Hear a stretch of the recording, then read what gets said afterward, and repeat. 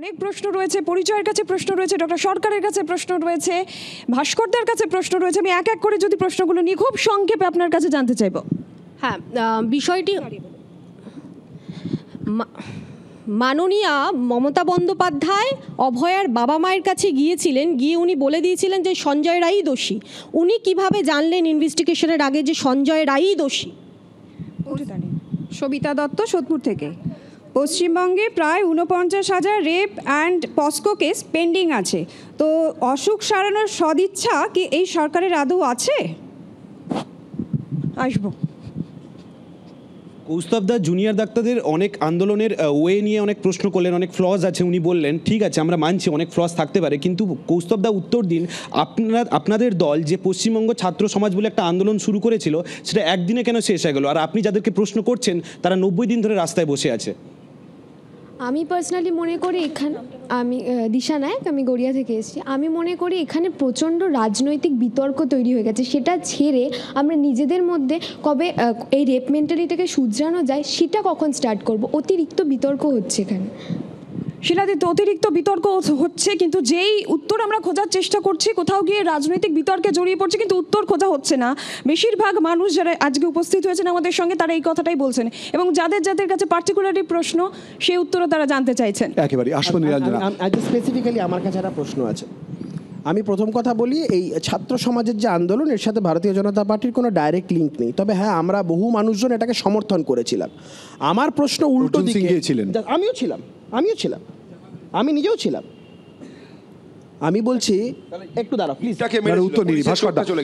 প্রশ্ন আপনার কাছে প্রচুর এসছে, একটু প্লিজ বলতে না। বলো।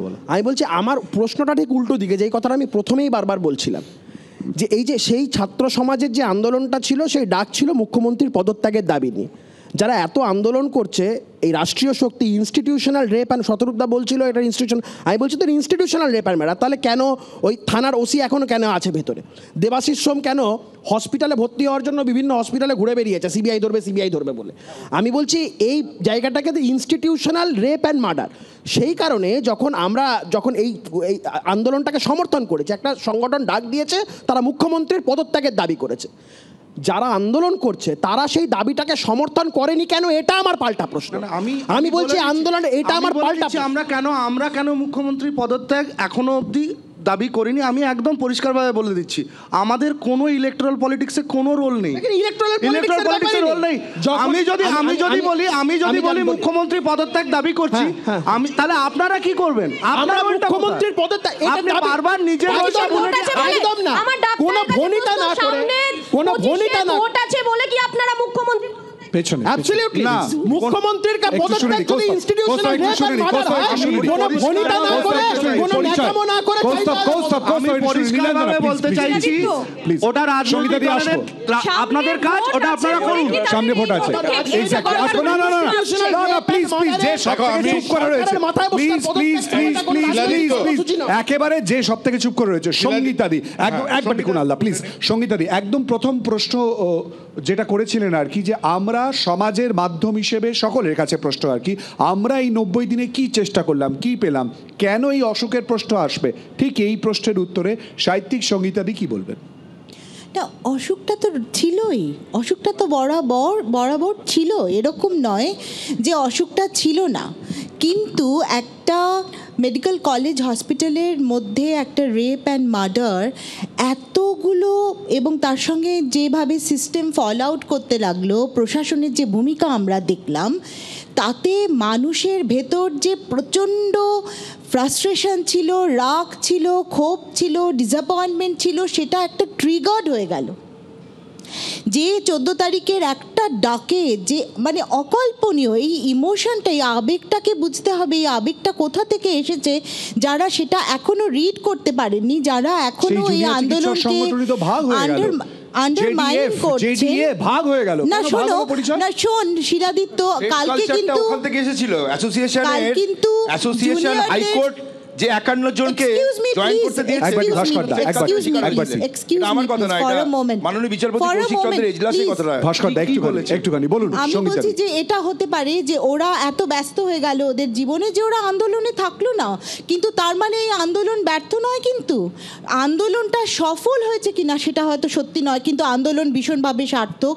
এইটা আমি শিলাদিত্য এই জন্য বলবো, যেভাবে জেনারেট করেছে আন্দোলনটা, একটা স্পন্টেনিয়াস আন্দোলন, একটা স্বয়ংভূর মতো উঠে এসেছে আন্দোলন, সেটা একমাত্র প্রমাণ করে যে মানুষের প্রচণ্ড রকম ফ্রাস্ট্রেশন ছিল, স্তরে স্তরে ডিসঅ্যাপয়েন্টমেন্ট ছিল। সঙ্গীতা দি, না না প্লিজ, না না শতরূপ একটুখানি থামতে হবে, না প্লিজ, না সমস্ত প্রশ্ন যার, না প্লিজ, না শতরূপ, না না না পশ্চিমবঙ্গের ইলেক্টেড দল তৃণমূলের যে প্রোফাইল তৈরি হয়েছে গত বেশ কয়েক বছর ধরে, পরের পর দুর্নীতি, প্রশাসনিক পদে বড় বড় জায়গায় থাকা মানুষরা জেলে চলে গেছেন, তাদের সবার নানা রকম স্ট্যাম্প পড়ে গেছে, মানুষ যেভাবে সাফার আপনার করেছে, মতে আমরা সামগ্রিকভাবে বই প্রকাশ। ভাস্কর দা, Yes, যে প্রশ্নটা অনেকক্ষণ ধরে আটকে রেখেছি এই দর্শকদের মধ্যে থেকে অনেকের মধ্যে, যে প্রশ্নটা সরকারের ভূমিকা, রাজনৈতিক অনুপ্রবেশ এবং যে আন্দোলনের অন্যতম কেন্দ্রে যেটা ছিল, দেবলীনা বারবার মনে করে দিচ্ছে থ্রেট কালচার, আপনি কি অস্বীকার করতে পারেন যে সিস্টেমের মধ্যে পুরো বিষয়টা ঢুকেছিল? না, থ্রেট কালচারের শিকার যে ডাক্তাররা হয়েছিলেন তারা হাইকোর্টে গিয়েছিলেন এবং হাইকোর্ট কি নির্দেশ দিয়েছে সেটা বলতে বলছি। সম্পূর্ণ মিথ্যে কথা বলছেন আপনি, আপনি তাহলে সম্পূর্ণ না জেনে মিথ্যে কথা, আমি মিথ্যে বলছেন। বলছি কি মিথ্যে বলছি না? ভুরি উদাহরণ আছে, আপনি ভুরি ভুরি আপনি ভিডিও জানেন না রেকর্ডিংস তাহলে আছে, যে ভিডিও হাইকোর্টের কি ক্লিপিংস রায় আছে। দিয়েছিল আপনি না আপনি জানতে পারেন। সম্পূর্ণভাবে এখানে না, না, না, না, না, যাদেরকে আপনি জানেন যে না, না, আমি সব জানি। বিচারপতি কৌশিক চন্দ্র আপনি কি বলেছেন? সম্পূর্ণ আমরা জানি কথা বলছেন। মেডিকেল কলেজে 10 জনকে ঢুকতে দেননি আপনারা। আপনারা কি ক্যাঙ্গারু কোর্ট চালাবেন? আপনি যেটা আপনারা করছেন, ঠিক করে দেবেন আপনি যে যেটা কে করছেন, হাসপাতালে কোন আপনি ডাক্তার যেটা করছেন, ডিউটি করবেন, কারা সেটা ডিউটি আবার করবেন না, সেটা আবার আপনাদের থেকে ওই যে কালচারটা হাসপাতালগুলোতে মৌলসিপাটটা ঘিরে বসে থাকা, আপনাদের আন্দোলন আমরা জানি আপনাদের কালচারটা কি। না, না, আপনাদের কালচারটা আমরা জানা জানি আছে, আপনাদের সেজন্য কালচারটা আপনারা কি। শিলাদিত্য, সেজন্য কালচার চালিয়েছিলেন। আমরা জানি আপনাদের কালচারটা। ক্যাঙ্গারু কোর্ট চলছে না, আপনাদের সাজানো সরকার চলছে। তারা পুনঃবহাল হয়েছে এবং আজকেও বর্ধমান মেডিকেল কলেজে বর্ধমান মেডিকেল কলেজে যাদেরকে ফেরত পাঠিয়েছে তাদেরকে হিউম্যানিটেরিয়ান গ্রাউন্ডে ক্লাস করতে পাঠিয়েছে। আপনারা হোস্টেলে থাকার পারমিশন দেয়নি। এবং অতিবাম শক্তি রাজনৈতিক দল একটুখানি নিয়ে আসবো প্লিজ, একটুখানি শতরূপ। পরিচয়, আমি একটা কথা বলছি ভাই, আমি অনেকক্ষণ ধরে এটা বলার অপেক্ষা করছি। প্রথম কথা, তোমার বক্তব্যের একটা অংশের সাথে আমি একদম আন্তরিকভাবে একমত যে কোনো একটা রাজনৈতিক দল যদি তার পতাকা নিয়ে ডাক দিত তাহলে সমস্ত মানুষের মানে সমাবেশ হতো না। এটা আমি বা আমার দল এটা স্বীকার করে, সেই কারণেই আমরাও কোথাও পতাকা নিয়ে ঢোকার চেষ্টা করিনি। তবে একটা জায়গাতে আমি তোমার ভেবে দেখার জন্য অনুরোধ করব, কয়েকজন রাজনৈতিক নেতাকে দেখে যদি তুমি বলো যে রাজনৈতিক দলেরা সেই অ্যাকাউন্টেবিলিটি নেই, তাহলে কিছু মানুষ সন্দীপ ঘোষকে দেখিয়েও বলতে পারে যে ডাক্তারদের আর সেই অ্যাকাউন্টেবিলিটি নেই। কিছু মানুষ কুণাল ঘোষের মতো সাংবাদিককে দেখিয়ে বলতে পারে যে সাংবাদিকতার আর সেই অ্যাকাউন্টেবিলিটি নেই। ধরো এবছর কালী পুজোয় খুব একটা শ্যামাপোকা হয়নি, সুতরাং কেউ বলতে পারে শ্যামাপোকাদের আর অতটা অ্যাকাউন্টেবিলিটি নেই। ওই তর্কে গিয়ে লাভ নেই। কিন্তু আমার দ্বিতীয় যে জায়গাটা, আমার যেটা বলার জায়গা ছিল তা হচ্ছে যে আমি কিন্তু এটা অ্যাকনলেজ করেছিলাম যে WBJDF-এর 100 বার এই অধিকার রয়েছে যে আমার আন্দোলনে কেউ পতাকা নিয়ে আসবে না বা কোনো পরিচিত রাজনৈতিক নেতৃত্ব আসবে না। সেটাকে কিন্তু আমার দলের দিক থেকে সেটাকে মানতে কোনো অসুবিধা নেই বা তার মধ্যে ভুল কিছু আমরা দেখি না। আমি তোমাদের আন্দোলন নিয়ে বলিনি, আমি যেটা বলেছিলাম এটা তো খালি ডাক্তারদের আন্দোলন নয়, তার বাইরে যে সামগ্রিক নাগরিক সমাজের আন্দোলন, সেখানে যিনি মানে নদীতে নৌকো চালান সেই মাঝিও নাগরিক, যে রাজনীতি করে সেও নাগরিক, সেইখানে কেউ ডিকটেট করতে পারে না কে থাকবে কে থাকবে না, একটা কথা। দ্বিতীয় কথা, আমি ভাস্করদাকে খালি বলবো, অনেকক্ষণ ধরে আপনি বলে যাচ্ছেন কলকাতার পুলিশ কত মহান দেখানোর জন্য যে পুলিশ এত ঘন্টার মধ্যে সঞ্জয় রায়কে গ্রেপ্তার করেছিল, এইটা বলছেন না যে প্রমাণ লোপাট করার জন্য পুলিশের ওসিও এখন জেল কাটছে। আপনি বারবার লাস্ট সেন্টেন্স আপনি তখন থেকে বলে যাচ্ছেন যে কত একটা ঘন্টার হিসেব দিচ্ছেন যে এত ঘন্টার মধ্যে হচ্ছে চার্জশিট জমা পড়ছে, যদিও চার্জশিট আপনারা জমা দেননি, CBI দিয়েছে, কিন্তু 4 ঘন্টার মধ্যে সন্দীপ ঘোষকে ন্যাশনালের মাথায় কেন রিইনস্টেট করা হলো আমরা আজ অব্দি তার কারণ জানি না। যেটা দেবলীনা বললেন যে এটা কোনো মানে পাড়ার কোনো তৃণমূল নেতা নয়, একজন মানে কাঁধে তারা নেওয়া একজন IPS অফিসার প্রেস কনফারেন্স করে বলছেন একজন তৃণমূল নেতাকে তার ওখানে উপস্থিত থাকাকে ফিঙ্গারপ্রিন্ট এক্সপার্ট বলে justify করছেন। কেন করলেন আজ অব্দি কেউ আমরা জানি না। চেষ্টা করবো কুণালদার কাছে, প্লিজ দেবলীনা খালি একটা কথা বলে দিই, শতরূপ অ্যাকাউন্টেবিলিটির প্রসঙ্গে পেশাগত দিক থেকে তোমার যেমন একটা জায়গা, ভাস্কর কুণাল ঘোষের একটা জায়গা রয়েছে, রাজনৈতিক প্রতিপক্ষতার জায়গাটা আমরা জানি অন্য।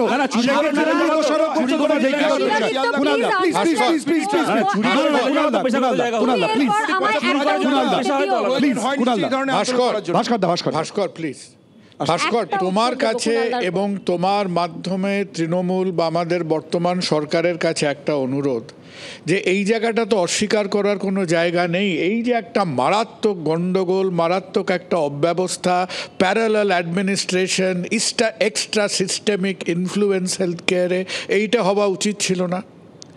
এবং এইটা তো হয়েছে যে আমাদের স্বাস্থ্য ভবন এবং তাদের নাকের ডগা দিয়ে এই জিনিসটা হয়েছে। তো একজন রাজ্যের সাধারণ মানুষ, ডাক্তার, নাগরিক হিসেবে বলবো যে এই সিস্টেমিক উইকনেসটা তো স্বীকার করতে হবে, যার পুনরাবৃত্তি, যার রেকারেন্স উচিত নয়। এবং সেখানে একটা জায়গায় ভাস্কর, একটা জায়গায় আমাদের 10 কোটি মানুষ tremendously dependent on government health care. আমাদের যথেষ্ট ইনফ্রাস্ট্রাকচার আছে, যথেষ্ট ব্যুরোক্রেসি আছে, সুতরাং তার মধ্যে একটা প্যারালাল সিস্টেম চালানোর দরকার নেই।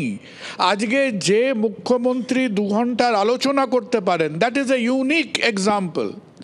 আজকে সেই জায়গাটাকে অ্যাকসেপ্ট করে ভবিষ্যতের জন্য আমরা অ্যাকসেপ্ট করি যে এই প্যারালাল এক্সট্রা সিস্টেমিক ইনফ্লুয়েন্সগুলো অ্যাভয়েড করা উচিত, সে যাই হোক না কেন। আর যেখানে আমি জুনিয়রদের আজকে অভিনন্দিত করব যে ওই যে মুখ্যমন্ত্রীর পদত্যাগ এটসেট্রা করলে অনিবার্যভাবে তারা একটা রাজনৈতিক গোলকধাঁধায় আটকে যেতেন, তারা সেখানে আটকে না গিয়ে they have taken the larger perspective of health care reforms. খালি একটাই ব্যাপার তাদের আমাদের বলার আছে, যে তাদের মধ্যে তারা যদি স্টেট মেডিকেল, যে তাদের একটা state medical senior academic, senior clinical, তাদের ইনপুট নিয়ে তোমাদের যদি একটা কোর গ্রুপ হতো, তাহলে এটা হয়তো একটা কেবল জুনিয়রদের আলোচনার মধ্যে সীমাবদ্ধ থাকতো না। কিন্তু দে হ্যাভ রেজিস্টেড, এইটা কিন্তু কৌস্তব অ্যাপ্রিসিয়েট করতে আপনার এই আন্দোলনের ফলে এটা অ্যাপ্রিসিয়েট করতে হবে। সম্পূর্ণভাবে আমরা সমর্থন করি, কোথাও এই আন্দোলনটাকে রাজনীতি কোথায় বা জড়িয়ে বা না জড়িয়ে সেটা বোঝার চেষ্টা করব। একটা বিরতির পর সঙ্গে বাংলার আওয়াজ, বাঙালির আবেগ, জি 24 ঘন্টা।